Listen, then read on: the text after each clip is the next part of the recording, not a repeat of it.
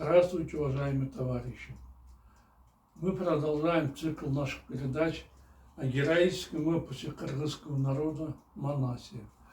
В предыдущих передачах я вам рассказывал о том, что мною на основе варианта сказителя Манасия Сагынбаева Розбакова написан пятитомный роман «Манас» в прозе на кыргызском языке.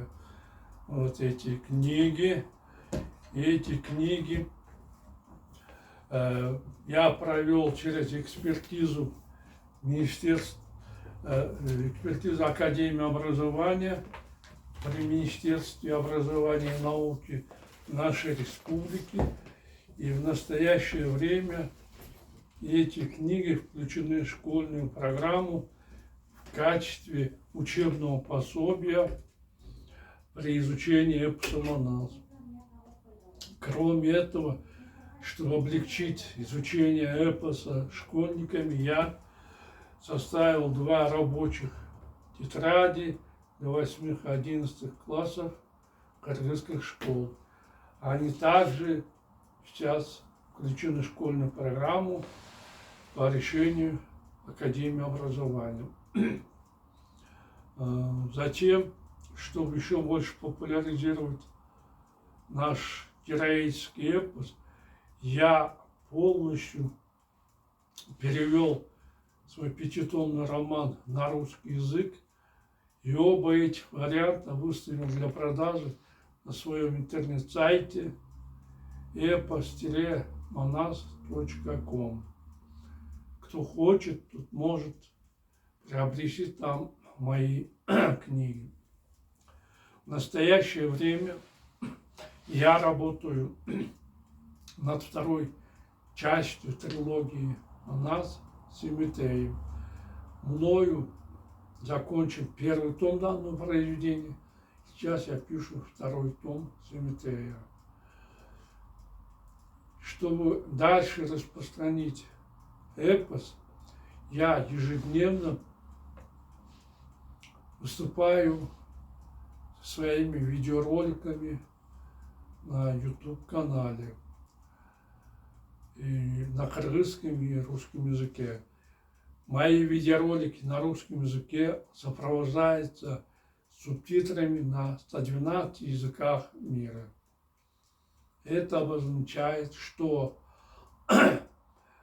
любой житель нашей земли теперь может познакомиться с эпосом и моим романом на своем родном языке или языке, наиболее понятном ему. Поэтому у меня к вам просьба: сообщите о наших видеороликах своим друзьям, родственникам, знакомым, близким в странах ближнего и дальнего зарубежья. Тем самым вы внесете свой вклад в дело распространения эпоса Манас. Это пока все, что я хотел вкратце рассказать вам об эпосе. А сейчас, с вашего позволения, я продолжу чтение своего романа.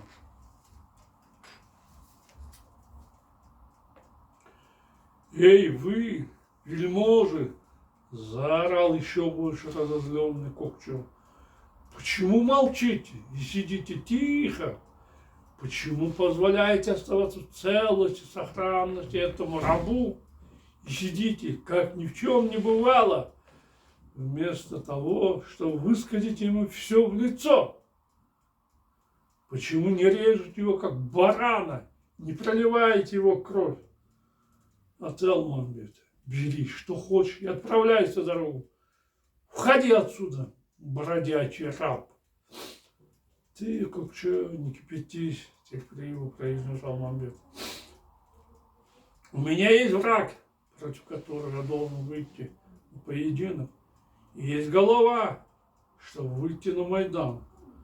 Я имею полное право высказать свои мысли, так как в течение 9 лет добросовестно служу вам. Можешь говорить все, что хочешь. Ты говоришь, чтобы я отправлялся во свояси забрал все, что захочу. Ладно, я выскажу свое пожелание. Я хочу получить кугала и забрать кубу. Дай своего коня, чтобы оседлать, и шубу, чтобы надеть. Одев шубу, скачив на коня, отправились в поход против Калмака, забыв про осторожность. С какой стати я должен давать тебе все это? Ты сам мне сказал, чтобы я забрал все, что захочу, и выбирался отсюда, куда глаза глядят.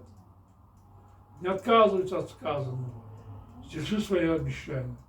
Поймал Алмамбет Кокчо на его словах. Недаром говорят, что где выросла яблоня, там же может вырасти сорняк, зло произнес опьяневший Кокчо. Собака надеется на блюдо, которого ему не суждено отведать. По следам льва не суждено ползать медведю. Также надеешься на блюдо, которое тебе недоступно, вонючая собака.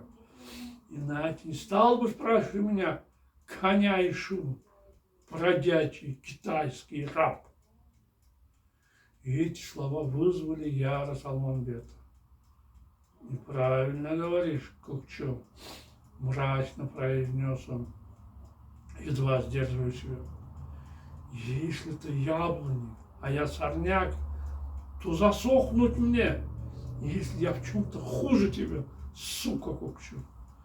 Если ты лев, а я лохматый медведь, пусть меня покарают духи предков, если в чем-то тебе уступлю. Кокчо, находясь у себя дома, ты геройствуешь и показываешь себя крутым мужиком. Но если ты сделаешь хоть шаг из дома, станешь беспомощным, как беременная баба. Если бы я не был гостем, поговорил с тобой по-другому. Кокчо пришел в себя, удивленно посмотрел на Алмамбета. Видимо, Бог отнял разум у этого китайца, насмешливо произнес он. Алмамбет что, собирается на меня напасть? Почему он не уходит, когда я его гоню? Эти земли принадлежат мне. Если у этого китайца есть то, что мы ему должны, пускай он его заберет. Пусть не морочит мне голову, убирается отсюда вон. Почему Алмамбет не уходит от нас? Если так, не отказывается от своего слова, держи обещание. Ты очень хорошо сказал. Дай мне руку, произнес Алмамбет. Поднявшись с места, протянул казаху руку. Кокчо, не вставая, с места пожал протянутую руку. Когда разозленный Алмамбет сильно встряхнул его руку, правая рука Кокчо чуть не оторвалась, а норковая шапка на голове летела на землю. Как будто мало этого, Кокчо чуть не поперхнулся водкой. Крайне оскорбленный этим, вконец опьяневший казах крикнул своим стражникам: «Хватайте этого блудного раба и зарежьте! Немедленно прикончите ножами и разрубите мечами! Бейте его кинжалами в живот!» Разгневанный Алмамбет, изрыгая изо рта дым, извергая из глаз пламя, вскочил с места и выхватил меч. Не смея к нему приблизиться, казахи поступили как бабы, стали его забрасывать издалека кинжалами, ножами и мечами. Все испугались подойти к нему. Некоторые из кинутых кинжалов ножей попали в панцирь Алмамбета и со звоном упали на землю. Остальных богатырь отбил мечом. Сначала он хотел уничтожить всех казахов во главе с Кокчо, но затем передумал. Оказывается, эти собаки намеревались убить меня, зло подумал богатырь. Я мог бы сейчас прикончить всех вельмож. Но если я стану врагом всех казахов, где мне тогда найти приют? Поэтому проявлю благоразумие.